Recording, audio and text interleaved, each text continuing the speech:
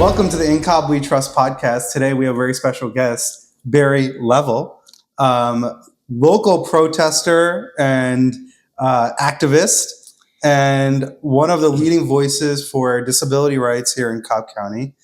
Barry, welcome to the podcast. Thank you for having me. I really appreciate it. And people don't know this, but I'm going to inform them right now.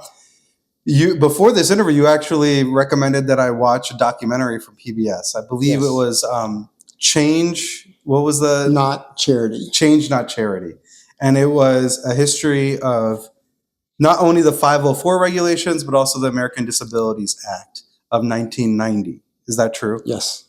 And thank you. Number one, thank you very much for giving me the opportunity to watch it, because as I was watching it, I'll be honest, I felt a little shameful in the sense where we've been fighting, we've been advocating, but advocating for disabled people has not been at the forefront of my mind. And honestly, it should be. It really should be, given where I work in the hospital and who I take care of, which is everybody. So I wanted to say thank you, because I didn't know all that information about how hard disabled people have fought for their rights. It has not been given. These handicap spaces and accessibility were not just there before. Can you talk a little bit more about what you've been doing recently, and what does the ADA mean to you? Because you've seen it since its passage. Yes, I was injured in 1973, and I was a patient at Kennestone Hospital. I was there for 3 months. I had a really, I was really torn up really bad before they could stabilize me. I was there 18 days before they could stabilize me and work on my neck. But I had an aunt that worked in the nursing home next door, and she did bookkeeping for them. And she thought she was doing my family a favor by registering me in the nursing home. Because that's what happened to people back then. Mm-hmm. They were put in nursing homes and pretty much forgotten about. But luckily, my parents would not have that. They really got upset. So in fact, I was very fortunate. My parents never told me I couldn't do anything. They just asked me how they could help, which was very important. When I first came back from Craig in Colorado, the only thing that was accessible was a grocery store, and that was because of the buggies. Being able to push the buggies in and out. Mm-hmm. If you tried to go to a restaurant, the doors weren't big enough, the tables were too close together, and what was even worse, everyone stared at you. In fact, if I don't know if you're familiar, have you ever heard of the ugly law? I think they mentioned that in the documentary. Yes, and the ugly law was on the books in the United States from forget the dates, but it was back in like 1850 something, and they didn't do away with it until 1973 because of the 501 of the Rehabilitation Act. That got rid of it, and what it was, beggars or people that would go out, in public and stuff, they would be fined or they would be arrested and put in homes. I don't know if Gerardo Rivera, the documentary. Yes, about was it Will? The New York. Yeah, Willowbrook, was that it? Yeah, and that's how people were treated back then, which was horrible. I mean, it was worse than they would treat animals in a zoo. Like, those pictures were appalling. That somehow that was deemed okay. Yeah, and I mean, when you take the civil rights away from one group, they're going to be taking the civil rights away from another. And I think that's, for me, like where a little bit of the shame was, is that, where have I personally been in advocating for disabled people's rights? Because they're just as much a part of this country as anyone else. They deserve the same amount of respect. They deserve the same amount of protection under the law. just because someone has a disability does not make them any less of a human being. There's 2,250,000 adults in Georgia that have disabilities Wow. that this rollback of the ADA will affect in some way. Can you talk a little bit more about this rollback? Yes, the Department of Energy is responsible for enforcement of the ADA and the regulations for the ADA. And they plan on July 15th to pretty much do away with 504, Section 504 of the Americans with Disability. Oh, no, the American the Rehab Act of '73. This is the base for the ADA. This is what ADA is all based on. Right. So if they do away with that, then they will all government buildings will not receive funding for accessibility.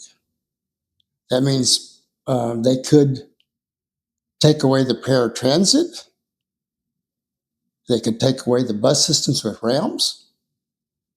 Anything funded by the government, they say it's a waste of money. It's kind of like they think everything's accessible. Everybody can get around. But when new stuff is built, or they go and remodel stuff, and they have no guidelines now to go by. They've deleted all the standards, 11 standards, specifications.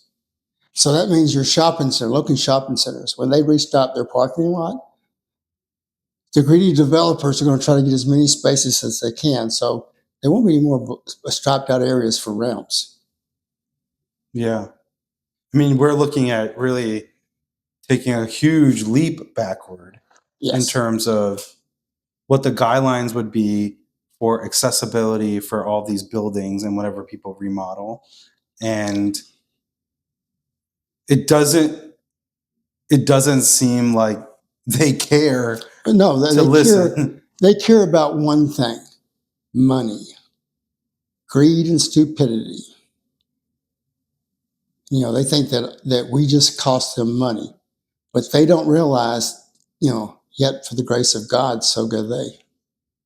And, I think that maybe compared to a layperson, I have a little bit more exposure to that working in the hospital, working in the trauma ICU, working in the surgical ICU, but cardiac ICU, that we're really, it doesn't take much to become disabled in terms of just I've heard stories, bad luck. Yeah, I've heard stories of people slipping in their driveway or slipping in their shower and becoming a high injured, C5 Fracture.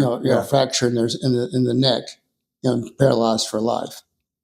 Now there has been, steroids. The use of steroids has changed and saved a lot of people from really bad disabilities. When I got hurt, they didn't even have the boards to lay on, the backboards to lay on to stabilize you. Wow. They pulled me out of the car and put me on a gurney and then rushed me to the hospital. My brother said he knew my neck was broken when they wheeled me in because the way my neck was over to the side, it was just unnatural. And so, it's also for people who get strokes, some people, you get a stroke and you have a resultant injury that makes you relatively disabled. And that can happen to anybody. Yes. Do you realize, everybody knows Rosie the Riveter. Mm-hmm. All right.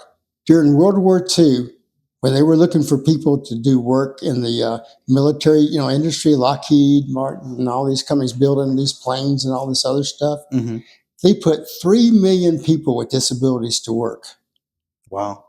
To help, from everything from blind to dwarfism to, amputees. And they said that they produced more than the able bodies because they were motivated to prove themselves. You mentioned that when we were talking off camera, and, I instinctively knew what you meant when you said that, but the following thought was, that's terrible. Like, why? I mean, I get it that you want to prove that, hey, like, I can do work too. But how you get treated by society thinking that you're less than is not okay.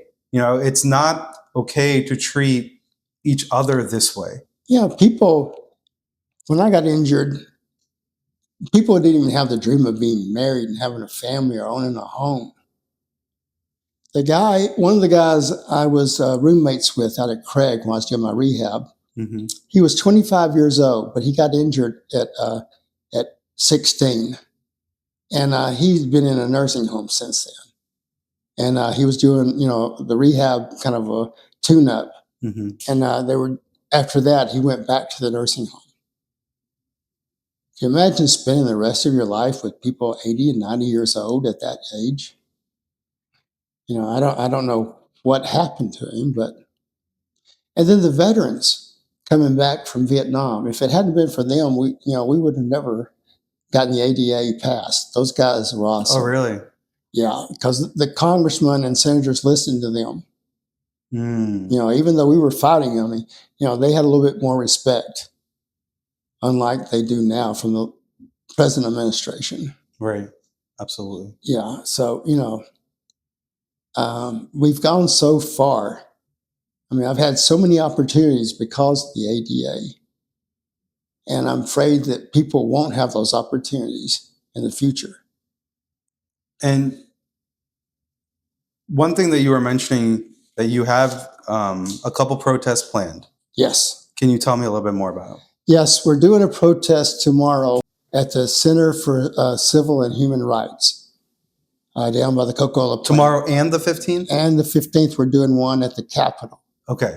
The one at the Capitol, we're going to march around the Capitol and then march to Freedom Park, where we're going to lay a tombstone and 50 black roses at the base of the tombstone. And we're going to have 15 letters spelling out ADA, not going back. And I think what I would like to get out with this interview and with this podcast is that disabled people have not been at the top of at the forefront of my mind. And I really want to encourage everyone to remember that all of us are American together. It doesn't matter what you look like, if you're able-bodied or not, if you're neurodivergent or not, what color skin you have, what gender you have. We all have value, and we all bring something to the table. And we deserve equal protection under the law, and disabled people do not deserve to live like that. That is not okay. Like, we can treat each other with more respect than gutting 504.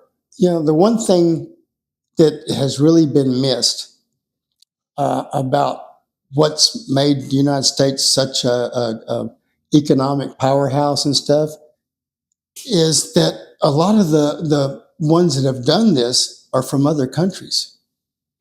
Einstein. Mm-hmm. You can go on and on. Well,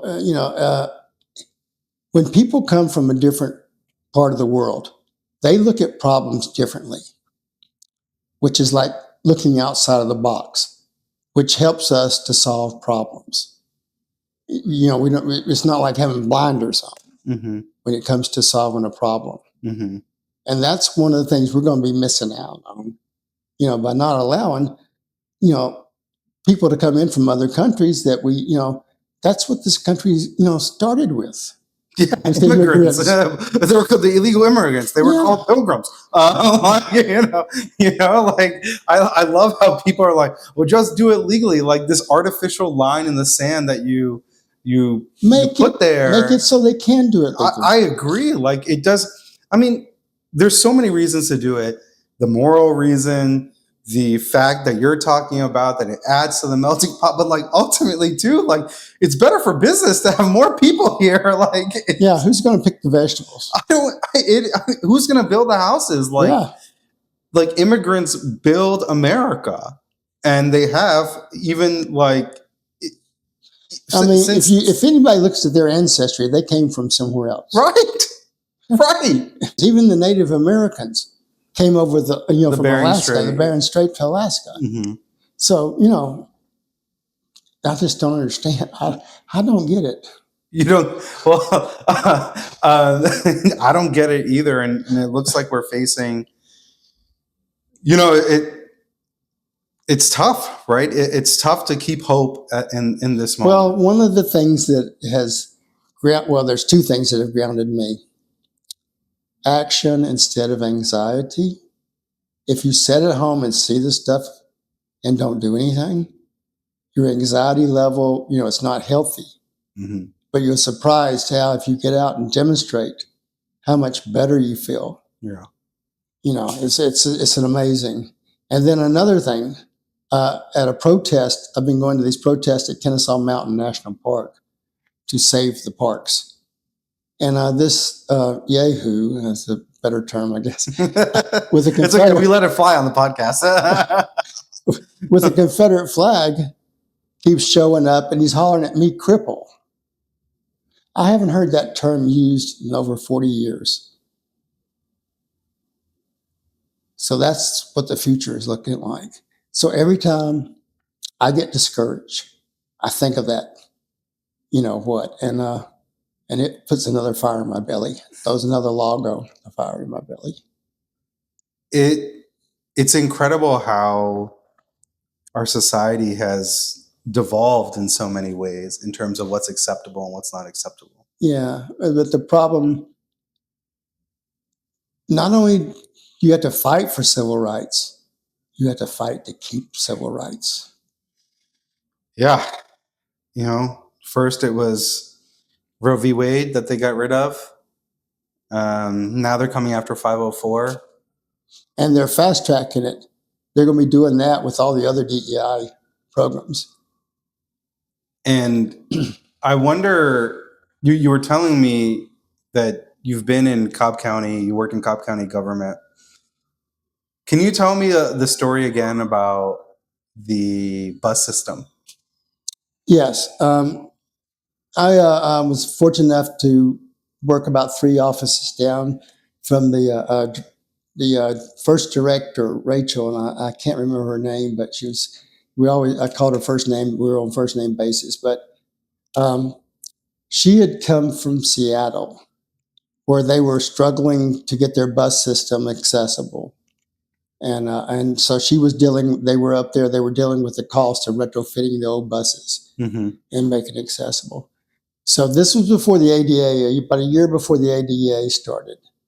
And she was able to sell to the commissioners that the CCT would be the first bus system in the country to be totally accessible from day one. So a year before the ADA, all the new buses had ramps on them. And then later we had the paratransit. But from day one, the CCT, which is now called the Cobb Link, Mm-hmm. was accessible from day one, first in the nation. And can you help people understand, what does that mean? Like practically for a disabled person, what does that kind of transit that's accessible, what does it do for them? It makes them able to move around the county, to go to work, to go to the grocery store, to visit friends, and family, Mm-hmm. doctors, especially the paratransit. Accessible vehicles, cost a lot of money. Mm-hmm. And a lot of people, just can't afford it. And so this has opened their lives up. Instead of being stuck at home all the time, They can be productive they members can be of productive members of the society. and just be treated like everyone else. Yes. When I first got injured, if you went out in public, everybody stared at you, like you were a freak. And that's what makes me think of the ugly laws that they had, where if you went out in public, if you were disabled, they would either fine you or lock you up and put you in a home. They didn't want people out begging. Well, the original hand to cap came from England, and they were the only ones that could beg, that could beg for money, were the handicapped. That's where that term came from. Oh, really? Yes. Hand in cap? Yes. Oh, I did not. I never realized that. Yes. And I think, it's whenever I think about it, I get a little worked up too. And I remember during the documentary, they're climbing up the steps of the Capitol, and it's the little girl. She is now 44 and she lives in Denver. Oh, and really? she's written a book about it. And you know, the thing that I saw in her, and she was like, "Fuck you, I'm gonna do this." Like she's like, "I don't care. I would do this if it takes me all night because it's that important to me." I remember the Jerry Lewis telethons. Right. And if you saw that in there, Yeah. every time for a week after that, if you went anywhere, everybody thought you had MS. And you poor, we gave $50 or $20 or $10 to Jerry Lewis, And you don't want the pity. No. Yeah. we don't want the pity. Right. We wanted the change. Right. And we got the change. And now people are living productive lives, and now they want to take it away from us.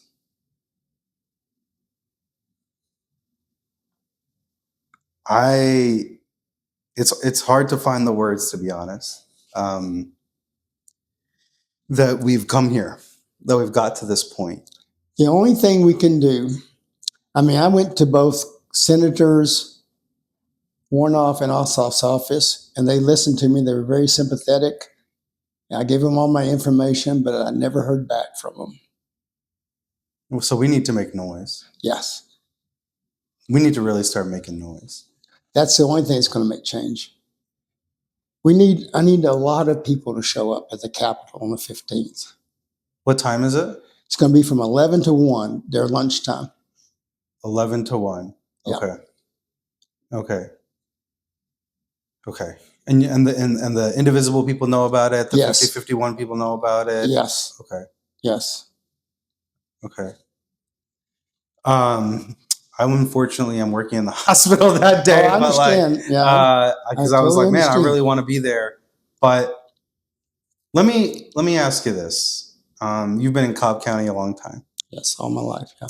This podcast is centered primarily about the pocketbooks of people in Cobb County. In terms of a life from the point of view of a disabled person, what, aside from the transit, what has changed in the county over your lifetime? The ramps, the accessibility to jobs, to work. That's been one of the biggest things. Because that creates opportunity. And then the more we get out, the more people are used to seeing us. One of the problems I had after I got out of school and was trying to get a job was people were afraid to hire me because they were afraid I wouldn't work out, and then they'd have to fire me. And then everybody would, you fired that poor old cripple, Mm-hmm. So they wouldn't even give you a chance to, interview. And I think the documentary said that like 66% of disabled people are out of work or can't get employed, rather. Yeah, back then, yeah. Well, I don't know what the numbers are now, but we have a lot of people working. A good friend of mine, Phil Copeland, Mm-hmm. he ran the right-of-way department at the Georgia DOT. Okay. You're talking about $200 million, a year budget probably, Mm-hmm. Acquiring right-of-way. And he didn't get there because he was in a chair. He got there because he produced. Right. And can you tell me a little bit more about your story again, about how you started? Well, after in 75, when I went to work, there'd been a big recession. And there was a government program, CETA, it was called, it was Citizens Education. And the purpose of the program was to people that had been out of work for 5 years, it was so they could get back in the workplace and build a resume. The government would pay your salary, minimum wage, for 6 weeks. And then at that end of that 6 weeks, you'd have, a resume. You prove yourself and maybe, and find a job. Well, I was able, because of the Rehabilitation Act. Government buildings at that time were accessible. Mm. They had restrooms, which, 2 years before that, they didn't. So I was able to get a position, a temporary position with the engineering department with Cobb County. I worked for 6 weeks. They had a bond program going on, and they had 2 survey crews. One survey crew would come in and do drawings while the other survey crew was out staking and gathering survey data. Well, when I came in, I was able to put both crews out in the field working, and I did the drawings. And so they were behind on their bond program, and I helped them catch up that 6 weeks. And the day that my 6 weeks ended, I was packing my bags, and the director, who was just next door in the office around the corner and stuff, he found out about it, and he pulled a position out of the water department and hired me on the spot. So after that, I went from an engineering technician to a draftsman supervisor, to an engineer one, to a transportation analyst that I retired with. I had 29 years of service. At the end, I was doing quality control, reviewing engineers' plans that were doing the private engineers that were doing the projects, and retired in 2007. Does that feeling ever go away? That chip on your shoulder of having to prove yourself? No, a lot of people consider what they are by what they do. It adds value to them. And so I was very proud of what I accomplished. And if it made me work harder, it made it more valuable to me. And since retiring, how have you been spending most of your time? I'm happily married. My wife, Janet, she's a paraplegic, and she's been injured about 30 years. I moved to Tucker, and I'm living in Marietta now. We're getting the house in Tucker renovated. She's going to be moving over soon. They're going to start the work to Marietta while that's being done. But I've played sports, wheelchair tennis. Oh, really? Yeah, with Alta. Yeah, I got a stack of plates about that high. We don't have to play against as many people as able-bodied do, but we have a lot of fun and play with up down, what they call an up down with an able-bodied partner. Oh, okay. Yeah. How does that work? We get 2 bounces. Okay. And the reason we get 2 bounces are we can't move sideways, so we have to stay further back. So we hit the ball, and then we turn around and go back. Oh, okay. And then look, always trying to keep your eye on the ball, or where to expect the next one to come.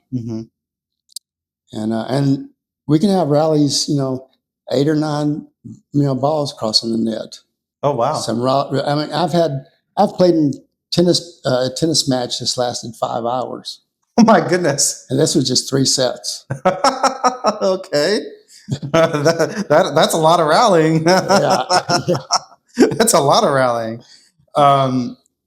What have you noticed when it comes to your interactions with kind of this new wave of protests and meeting all these different groups and all these people, and what has been the reception?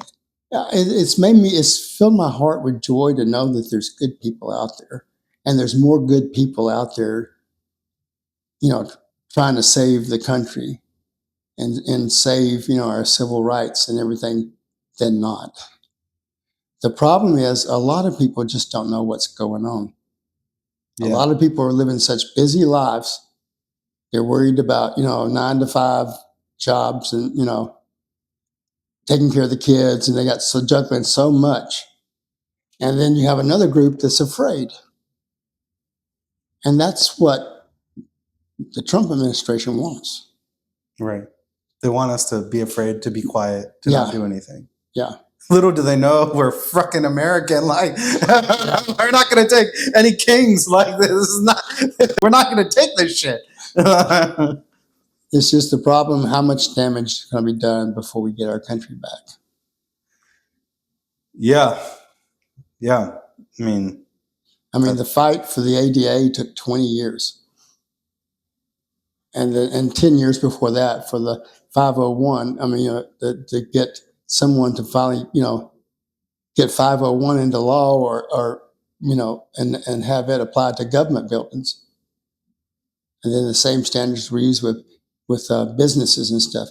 People don't understand, getting rid of regulations and red tape sounds so good. I know, right? It's like it's like the opium of the masses. Ooh, yeah. Ooh, less regulation. I was like, but it's good until it affects you. Right. All these regulations, they weren't just passed overnight. Right. It took months and years to get these regulations passed, and it was to protect the people. Right. I mean, if you have a development build next door to you and they have no regulations, what happens when you get flooded? Mm-hmm. You can try to sue, but if they don't have any regulations, they're not breaking the law. Right. And yeah, breaking the law is apparently in vogue these days when you're when you're the president of the United States. Oh, it's owning the libs. Yeah, I know. It's amazing what they'll do to own the libs, right? Like, sell yourself to the devil. How small are they? Like the biggest snowflakes, like so weak, like cannot even, no spine, zero spine, like when it comes to standing up for anybody. It doesn't matter. Like, who do they stand up for if not like the rich white man? Like that, in my opinion, like that's it. The able-bodied rich white man, like that's who they stand up for. And the sad part, this big, beautiful bill that just got passed. I call it the murder bill. Yeah, well, it is. Because the Project 2025, Mm-hmm. the whole purpose of this is so the elderly and the disabled will die. Mm-hmm. Yep. So they won't have to pay for us. Right. That's not a controversial statement at all. That's a statement of reality. Yeah. Absolutely. And that's why, like, I mean, I went on a little rant here about, like, if you are okay with kicking people off Medicaid, if you're essentially saying, like, you're okay with people dying, it doesn't bother you. It doesn't tug on your soul. It doesn't matter because you think it's not going to be you. You think it's not going to affect you in some way. It's not going to affect the people that you care about, when it is. It is 13 million people losing Medicaid, which means, are you prepared to take care of Mima or Papa at home? Because they're going to need a nursing home. And unless you're independently wealthy, Medicaid pays for a lot of nursing homes. Not only that, but so many nursing homes are going to close that no matter how much money you got, you may not be able to find a place. And it's like, how short-sighted are you people? Like, how dumb are you people that you just keep taking what this guy and what these people tell you as fact when they prove that they lie over and over and over again to you with no semblance of the truth ever? Ever. Yeah. It's all just, these aren't the droids they're looking for. And then there's other people that know what's coming, and they say, well, protesting is just not my cup of tea. I just don't do that. What do you do? Like, come on, like, get out answer? there. Like, you have a voice, like, use it. You can't, I mean, isn't that the point of, like, the First Amendment? Yes. Is that you are allowed to go outside your house, stand on the corner, and shout whatever the hell you want, and the government can't say anything to you. Yeah, even with us, 75 people out there trying to save the park, and this yahoo going up and down with the Confederate flag yelling at us and calling us names and stuff, even he has rights. I know. Like, imagine if we said you couldn't do that, right? Like, what they would say. Imagine if we banned the Confederate flag, period. Like, what would happen?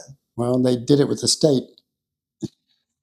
Which one? The Georgia state flag used to be the Confederate flag, and Barnes changed it. Yeah. And that was I think that was not met with silence. Mm-mm. That was. Yeah. Roy Barnes has been a stand-up guy. Yeah. Yeah. And let's talk a little bit more about I think you can remember when this state was mainly Democratic, Yes. and obviously the parties kind of switched their ethos at some. Right. And then it was, I was like, there was a joke around the office that if I ever left the county, there would be no more Democrats in the county.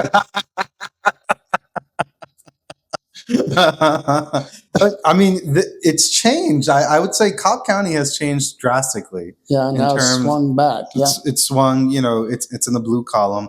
Went 6,000 votes further for Kamala Harris than Joe Biden compared 2024 compared to 2020. We have Lisa Cubit as our commissioner. We have a Democratic commission. The sticking point has been school board. They have gerrymandered those maps to perfection. Yeah. And I think I have a special relationship with disabled folks because my sister was at one point temporarily disabled. I take care of people that have been disabled, and I got a little famous here online because I went after healthcare workers who claim that they care about patients, but support this administration. And nobody disagreed with kind of what I said. They didn't like the cursing, that I was cursing out healthcare workers who support Trump. It made you feel better. Oh my God, we're cathartic. But I think cathartic for a lot of people. But it's this idea that when you work in medicine, when you work in the hospital, we protect patients. Like, we go out of our way to make sure that we protect patients. If it hadn't been for the nurses and the doctors during COVID, I mean, and the way, if it hadn't for those, they saved so many lives. And they were fighting such a battle against against the Trump administration back then. And now they're doing away with vaccines. What's up with that? I don't think people realize, like, it sucks to be sick. Like, nobody likes being sick. Like, let me tell you, it is not a walk in the park for anybody in the hospital. I don't wish illness upon anyone. Like, it sucks to be sick. Are you familiar with eugenics? Mm-hmm. Yeah, well, that's what this is all about. The Nazis during World War II, they used to disable people to practice how to kill people so they could do it on the Jews. The disabled community was the first that they were killing and sterilizing, and this was all eugenics. And Trump has mentioned eugenics in the past. Right, he's a Nazi. I mean, like, come on, like, come on. This is not the guy had Mein Kampf on his nightstand, right? Like, his dad. Like, come on, this is not. I'm not saying anything groundbreaking. Right. MAGA is American Nazi. Like, yeah, American Taliban, American Nazi. Like, pick your flavor, but like, they don't. I don't know how you feel about this, Barry, but like, Obama said that we're not just a collection of red states and blue states. And, that message was so uplifting. That message, I remember feeling so hopeful about America and where we were and where we had come. Me too. And to be in this moment, it's hard sometimes not to feel like we live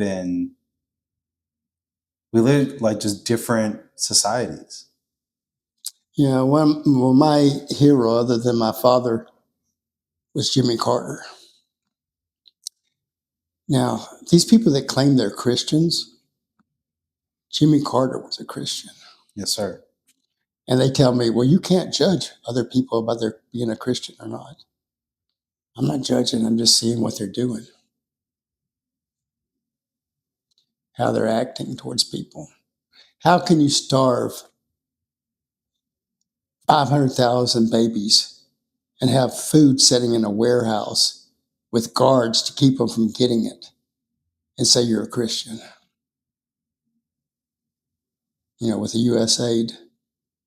I mean, there's food sitting over there and these babies are dying.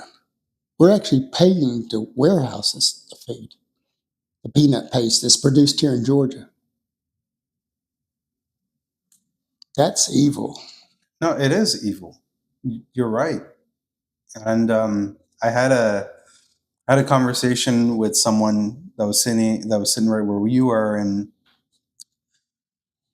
are you familiar with Lord of the Rings or Viggo Mortensen, anything like that? Not Not really. past your time. So anyway, like Yeah. it's this story of good versus evil, like, and how automatically America assumes that it's the good guys, right? When actuality, for a lot of other people, we are the bad guys. Like, we are the bad guys, and that's I don't think a lot of people realize that. Like, to the rest of the world, for so we can be a force for good. We can be a force for bad. The sad part is a lot of people don't care that other people think we're bad guys. Yeah, they really don't give a shit. No.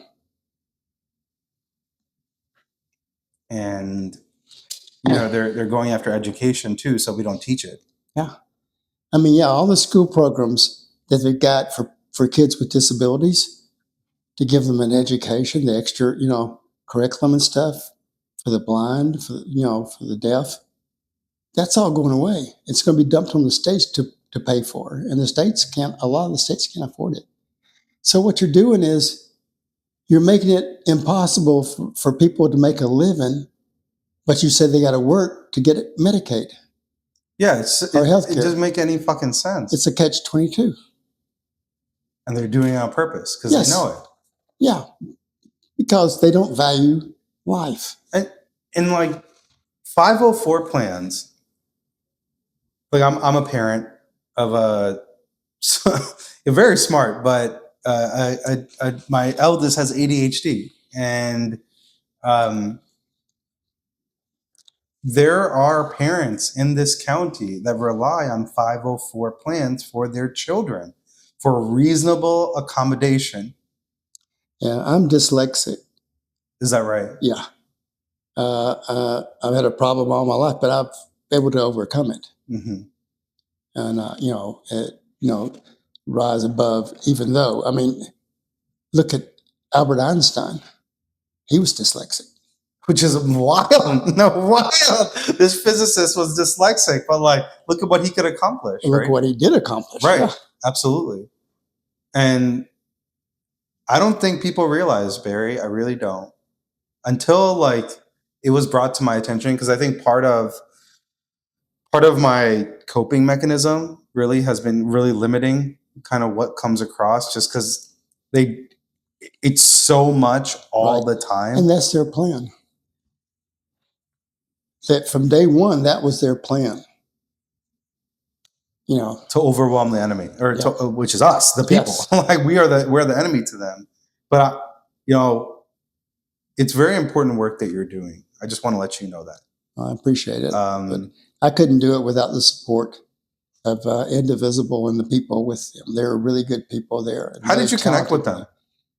I saw that they were doing protests, and I went and started protesting. No, that was it. You're like, hi. Mind if I join you? And they were like, welcome to the group, which was cool, Yeah. Instead of sitting at home, just having anxiety attacks about everything, I started going out and protesting, and it made a world of difference. Really? Mentally, yes. Are you in contact with other disabled people? Like, yes. A good friend of mine who lives in South Carolina, Mark Johnson, who was the advocate at Shepherd Center. And again, he was the one that was in the rotunda. He was one of the ones in the rotunda that was spoken out, about them passing the AD now. Mm-hmm. We've carried on. He has a lot of contacts around the country with the independent living centers. Mm-hmm. And so we've been talking with all the independent living centers around the country, telling them what we're doing and getting them to protest too. But again, the media doesn't cover it. No, they're not covering it. No. Because honestly, I wouldn't have known until this conversation. And I'm limiting, but like, I had 15 people show up with me to protest at the Peachtree Road Race, the wheelchair division. I had athletes wearing stickers, ADA, 35th anniversary, on their helmets. And Shepherd had a big sign out in front of the Shepherd Center, the 35th anniversary of the ADA. Mm-hmm. And we didn't get coverage from anybody. I told the senators we were going to do it, and it was crickets. We never heard anything back. Lucy Macbeth, I called her office and tried to get in touch, left messages, never heard back. That's what is so discouraging. I mean, if they won't fight for us, but they expect us to fight for them. And I'm worried that just like the Palestinians vote in the U.S., that a lot of people, if this happens, are not going to go vote. Like disabled people? Yeah, and remember, there's 2 million in Georgia, over 250,000 over that in Georgia, adults, not kids, adults. That's a lot of votes. Wow. No, I never put the political ramifications behind it either. What do you think it is? I think maybe people have had it too good for too long, and they've come comfortable, and then they think, oh, well, if we can get rid of the regulations, we can make more money. It's all about greed.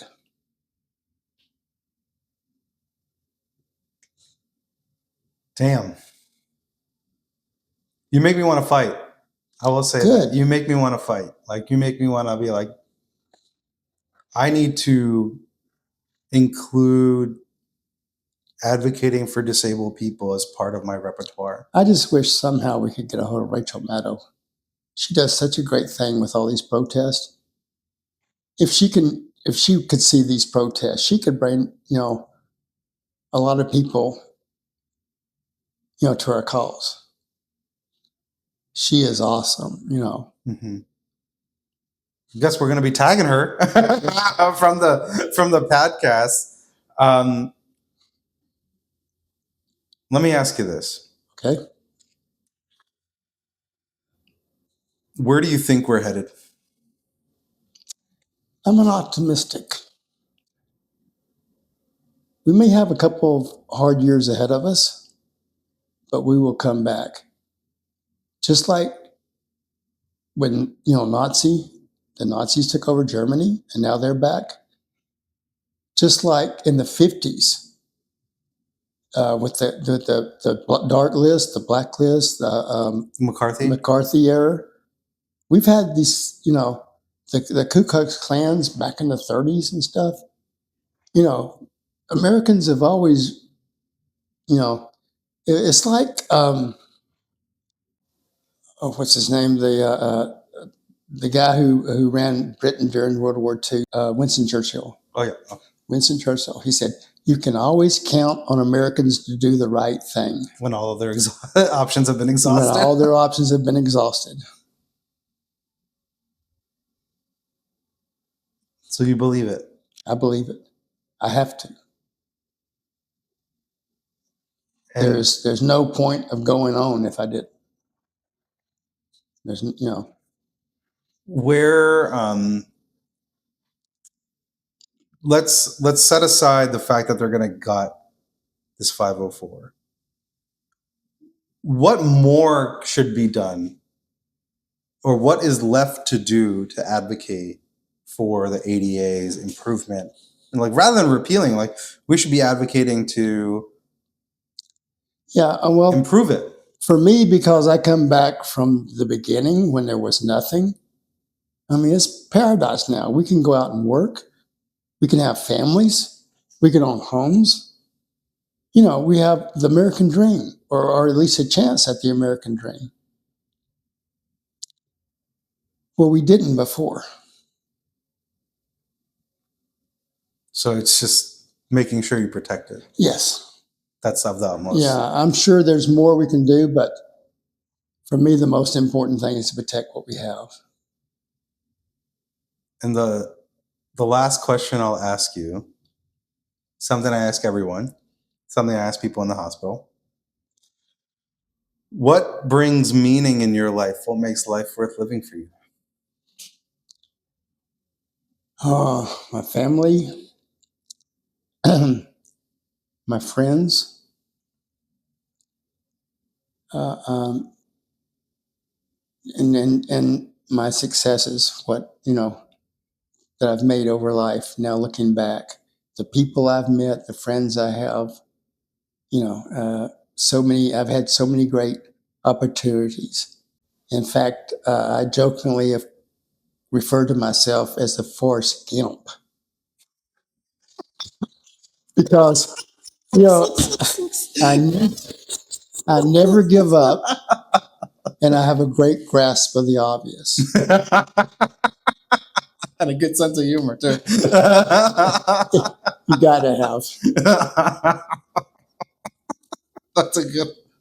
Yeah, that's a great way to end the podcast. Thank you so much for coming. Yeah, I'm probably gonna catch a lot of flack for that. No, hey, listen, this podcast is about catching flack. No, honestly, thank you so much for agreeing to come on the podcast. Thank you for sending that documentary. Thank you for bringing it up to the forefront because it does matter. It does matter to protect every single group's rights because they will come after you next. And Yeah, unless we please, stand together. please, everyone that can show up at the Capitol on July 15th, so we can try maybe make them think about what they're doing, what they've done, and maybe reverse it.